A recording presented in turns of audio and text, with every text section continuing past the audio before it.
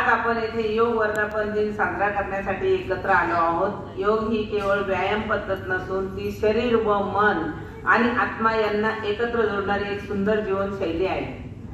नियमित योगाभ्यासामुळे आपण निरोगी व तणावमुक्त आणि सकारात्मक राहू शकतो।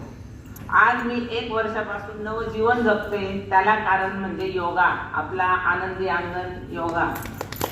आज मी इथं तुमच्या पुढे उभी आहे, तर आनंदी अंगण योगा सुरू केल्यानंतर मला किती काय काय प्रॉब्लेम होते, कसे झाले एवढं मी सांगत बसत नाही, कारण आपल्याकडे टाइम कमी आहे।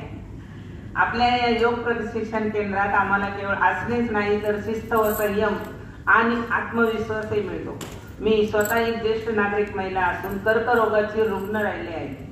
नियमित योगा अभ्यासामुळे माझ्या आरोग्यात मोठी सुधारणा झाली। आज मी अधिक शांत मनाने आणि आत्मविश्वासाने सकारात्मकतेने जीवन जगत आहे। हे सर्व योगामुळे शक्य झाले आहे। 1 वर्षापूर्वी मला चालता येत नव्हतं, धरून चालायला लागायचं, प्रत्येक गोष्ट माझ्याकडनं होत नव्हती, पण 1 वर्षापासून मी एकदम फिट आहे। या प्रसंगी मी मनपूर्वक आदरणीय श्री व सौ कापडणीस सर व मॅडम यांचे आभार मानते। त्यांनी आम्हाला कोणताही मोबदला न घेता निस्वार्थ भावनेने योगाचे प्रशिक्षण दिले। त्यांचे समर्पण, मार्गदर्शन आणि प्रेमळ शिकवण आम्हा सर्वांसाठी अत्यंत प्रेरणादायी आहे।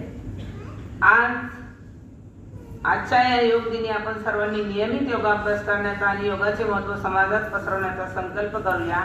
हा वर्धापन दिन आनंदात साजरा करत आहोत, याचे श्रेय सौ सविता सरडे यांना मनापासून देते, कारण माझी कॅन्सर गोळी सतत त्यांनी योगा घेतल्यामुळे बंद झाली आजच्या दिवशीला।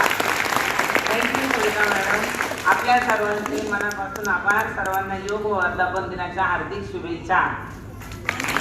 ओम शांती। थँक्यू काकू।